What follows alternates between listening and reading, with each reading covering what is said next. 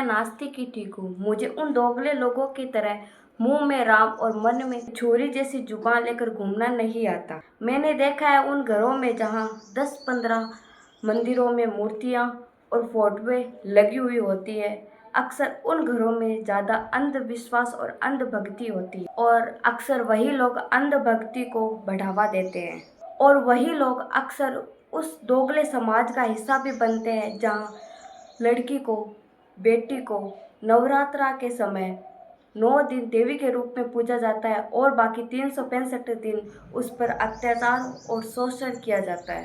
जब माता पिता अपने बच्चों को बोलते हैं तुम लोग भगवान को नहीं मानते, तुम पूजा पाठ नहीं करते, इसी कारण हम ऊपर नहीं आ रहे, इसीलिए हम कर्जे में डूबे हैं, तुम हमारे लिए पनौती हो, इसीलिए हम ऊपर नहीं आ रहे, इसीलिए ना तुम खुद अपने जीवन में कुछ कर सके और ना हमें कुछ करने दिया, इसी कारण हम आज तुम्हारे कारण ही कर्जे में डूबे हैं, इसी कारण ही हम आज जीवन में ऊंचे नहीं उठ पाए हैं और इसी कारण ही तुम अपने जीवन में कुछ नहीं कर सकते। तो इन सभी बातों को लेकर मेरा उन माता पिता से एक सवाल था, क्या आप मुझे जोर जबरदस्ती से भगवान की पूजा करवाकर, मंदिर ले जाकर, उपवास करवाकर क्या आप ऊपर आ सकेंगे अपने जीवन में? जोर जबरदस्ती करके भगवान की पूजा पाठ और उपवास करवाने के लिए फोर्स करेंगे तो क्या आप ऊपर आ सकेंगे? क्या आप अपने जीवन में आगे बढ़ जाएंगे? आप अपने जीवन में ऊंचे उठ जाएंगे? क्या आप पैसे वाले बन जाएंगे? क्या आपके जीवन में शांति आ जाएगी? उन सभी माता पिता को मैं जवाब देती हूँ, जब तक आप अपने जीवन को सही ढंग से नहीं जीना शुरू करेंगे, अपने जीवन की सही व्यवस्था नहीं बिठाएंगे, तब तक आप अपने जीवन में आगे नहीं बढ़ सकेंगे।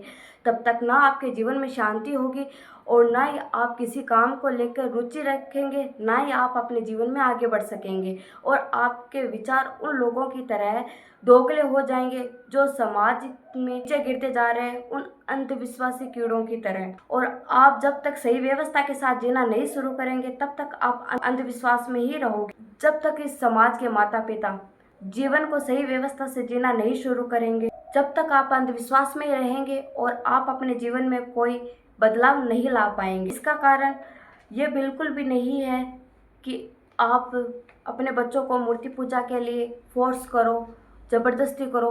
उन मूर्ति पूजा करने से क्या भगवान मिल जाएंगे? मूर्ति पूजा, उपवास करने से, मंदिर जाने से क्या आपके सारे कष्ट, आपका कर्जा उतर जाएगा? तो नहीं।